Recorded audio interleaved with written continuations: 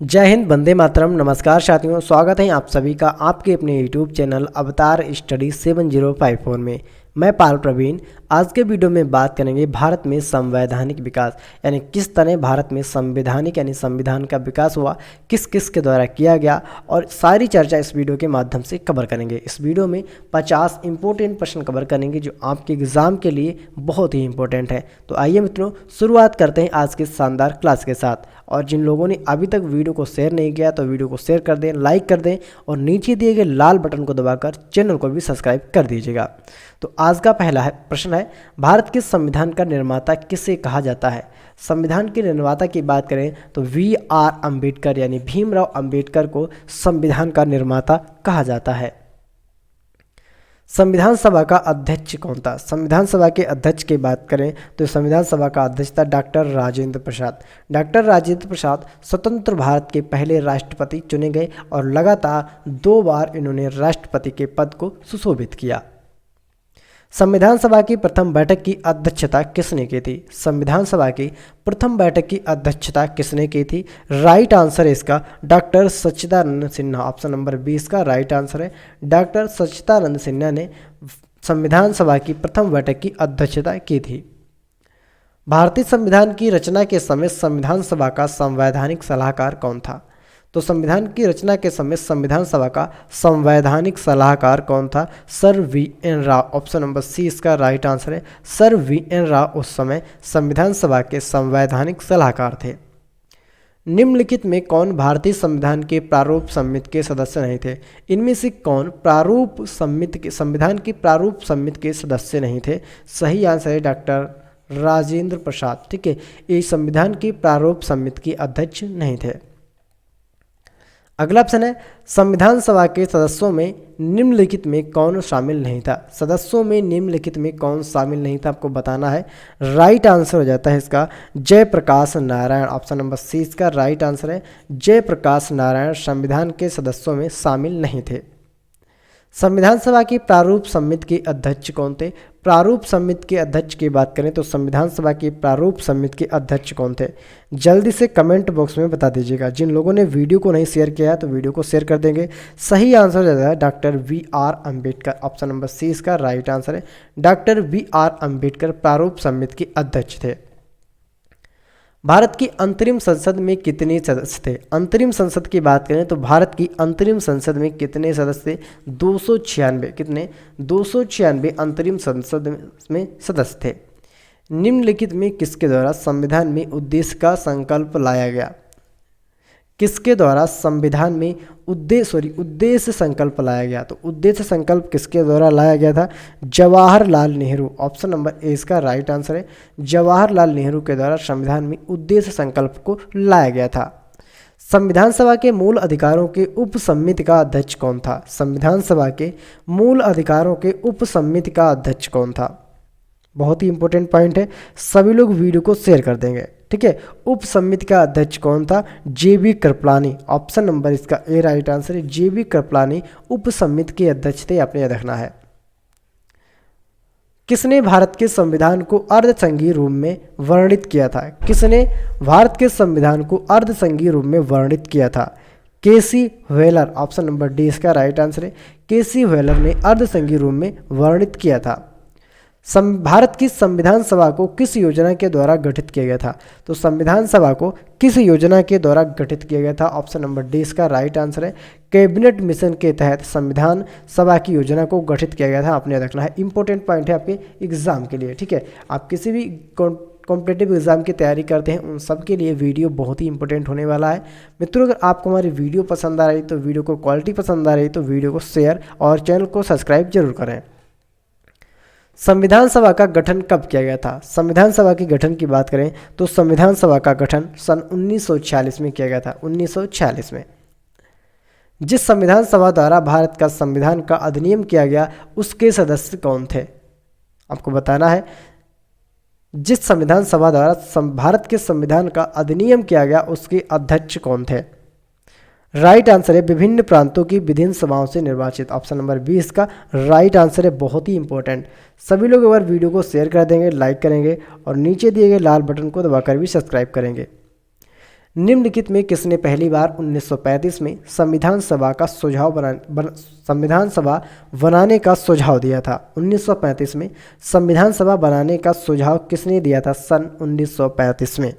Right answer है M.N. Roy. Option number इसका D answer है। M.N. रॉय ने 1935 में, ठीक है, संविधान सभा बनाने का प्रस्ताव दिया था।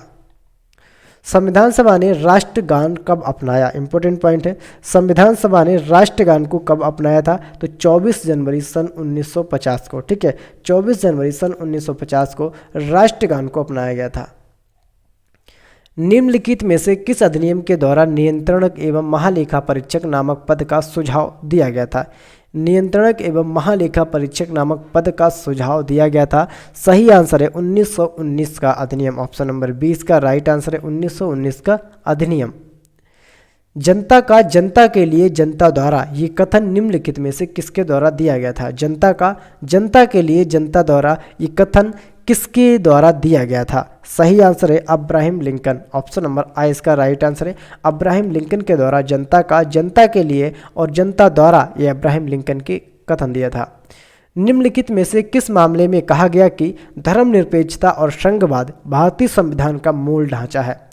किस मामले में कहा गया कि धर्मनिरपेक्षता और संघवाद भारतीय संविधान का मूल ढांचा है? तो यह किस में कहा गया था, आपको बताना है। बहुत ही इंपॉर्टेंट पॉइंट है। राइट आंसर करेंगे सभी लोग। जिन लोगों ने वीडियो को नहीं शेयर किया तो आप सभी लोग मित्रों वीडियो को भी शेयर कर देंगे। तो SR बम्बई मामला, ऑप्शन नंबर इसका वी है। SR बम्बई मामले में कहा गया था। अगला ऑप्शन है भारतीय संविधान की रचना में निम्नलिखित में से किसका सर्वाधिक गंभीर प्रभाव पड़ा है? तो संविधान की रचना में निम्नलिखित में से किसका सर्वाधिक गंभीर प्रभाव पड़ा है? सभी लोग आंसर कमेंट करेंगे। किसका गंभीर प्रभाव पड़ा है? राइट आंसर करेंगे इसका मित्रों ऑप्शन नंबर इसका द, ठीक है, सॉरी, ऑप्शन नंबर इसका डी है, भारत सरकार अधिनियम 1935। भारत सरकार अधिनियम 1935। प्रारूप समिति के भारतीय संविधान को किस भाषा में लिखा गया था? तो इसको किस भाषा में लिखा गया था? सही आंसर इसका केवल अंग्रेजी भाषा में इसको लिखा गया था, केवल अंग्रेजी, ठीक है, और उसके बाद इसको हिंदी में ट्रांसलेट किया गया था। भारत के राष्ट्रीय ध्वज में चक्र क्या निरूपित करता है? भारत के राष्ट्रीय ध्वज में चक्र जो होता है वह क्या निरूपित करता है? ऑप्शन नंबर इसका वी राइट आंसर, सत्य। जो चक्र होता है वह सत्य को निरूपित करता है, अपने देखना है। प्रथम केंद्रीय विधानसभा का गठन कब किया गया? प्रथम केंद्रीय विधानसभा का गठन कब किया गया? राइट आंसर करेंगे सभी लोग। क्वेश्चन नंबर 23 का 1921 में, ठीक है, 1921 में प्रथम केंद्रीय विधानसभा का गठन किया गया। केंद्रीय विधानमंडल का प्रथम अध्यक्ष कौन था? केंद्रीय विधानमंडल का प्रथम अध्यक्ष तो विट्ठल भाई पटेल। ऑप्शन नंबर सी इसका राइट आंसर है। विट्ठल भाई पटेल केंद्रीय विधानमंडल के प्रथम अध्यक्ष थे। भारत में बजट किस वायसराय के काल में लागू किया गया था? बजट की बात करें तो किस वायसराय के काल में बजट को लागू किया गया था? राइट आंसर है कैनिंग। ऑप्शन नंबर ए इसका राइट। कैनिंग के समय में बजट को लागू किया गया था। संविधान में भारतीय लोकतंत्र का आदर्श हम कहाँ पाते हैं? संविधान में भारतीय लोकतंत्र का आदर्श हम कहाँ पर पाते हैं?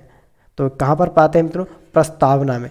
प्रस्तावना में भारतीय लोकतंत्र का आदर्श हम पाते हैं। प्रस्तावना में संशोधन की बात करें तो एक बार प्रस्तावना में संशोधन हुआ है, कब? 1976 में, और 42वां संविधान संशोधन के अंतर्गत प्रस्तावना में एक बार संशोधन किया गया। भारत में संविधान दिवस कब मनाया जाता है? ऑप्शन नंबर इसका राइट आंसर है डी। 26 नवंबर को भारत में संविधान दिवस मनाया जाता है। ठीक है, कब मनाया जाता है? आपको मनाया जाता है 26 नवंबर को। भारत का मूल संविधान कहाँ से प्रकाशित हुआ था? मूल संविधान की बात करें तो इसको प्रकाशित किया गया था देहरादून से। ठीक है, अपनी रखना है, बहुत ही इंपॉर्टेंट पॉइंट है।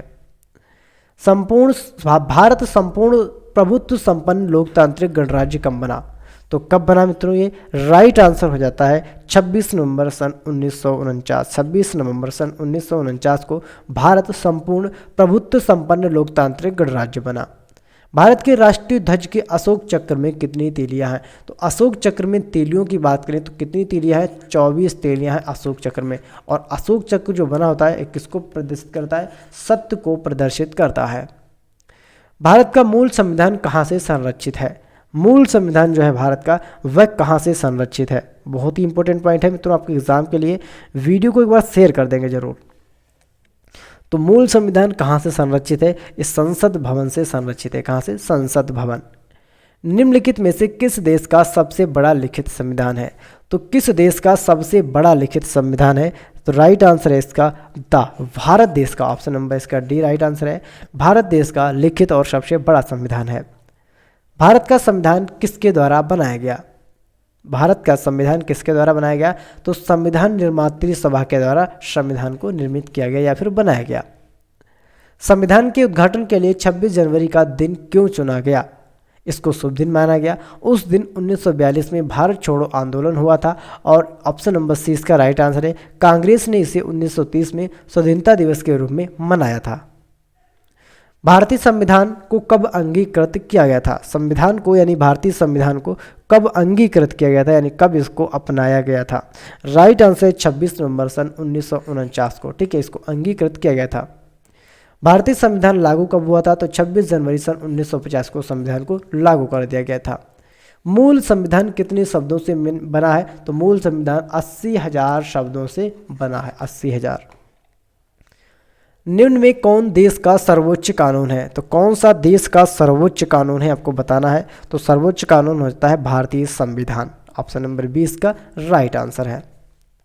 अगला ऑप्शन है, पहली बार संघीय संरचना भारत को किस अधिनियम द्वारा दी गई? संघीय संरचना भारत को किस अधिनियम के द्वारा दी गई? राइट आंसर देंगे सभी लोग। सही आंसर हो जाता है अधिनियम 1919 के तहत। ऑप्शन नंबर इसका वी राइट आंसर है। व्यक्ति बदल जाता है लेकिन विधि नहीं बदलती, ये सिद्धांत है। तो ये सिद्धांत किसका है कि व्यक्ति बदल जाता है लेकिन विधि नहीं बदलती? संवैधानिक सलाहकार। ऑप्शन नंबर इसका वी राइट आंसर है। संवैधानिक सलाहकार के जो सदस्य थे उन्होंने कहा था कि व्यक्ति बदल जाता है लेकिन विधि नहीं बदलती, यानी व्यक्ति बदल जाता है लेकिन कानून नहीं बदलता। संविधान की संकल्पना का उद्भव सबसे पहले कहाँ हुआ?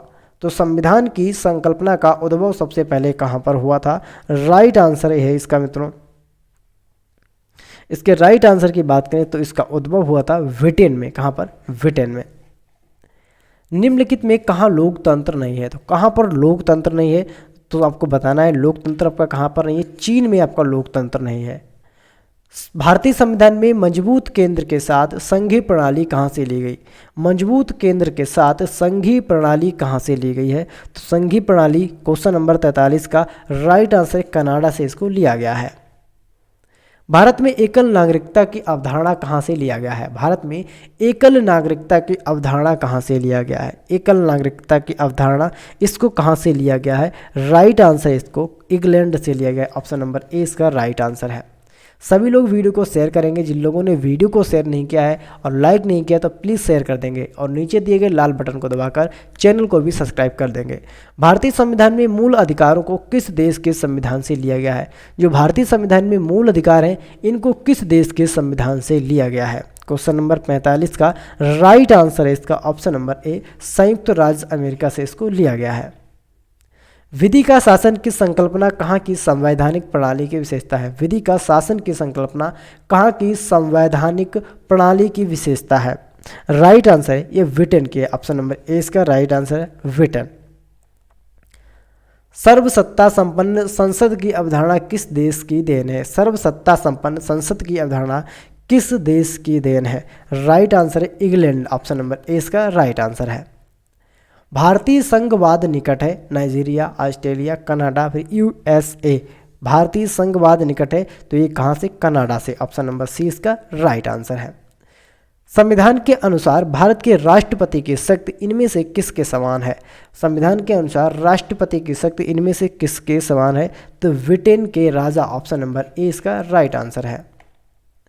भारतीय संविधान की समवर्ती सूची की संकल्पना कहाँ से ली गई है? तो भारतीय संविधान की समवर्ती सूची की संकल्पना कहाँ से ली गई है आपको बताना है।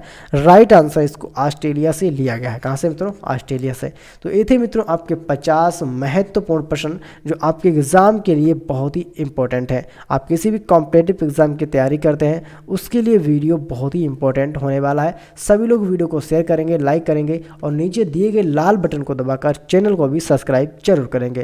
मिलते हैं अगले वीडियो में, तब तक के लिए जय हिंद, जय भारत।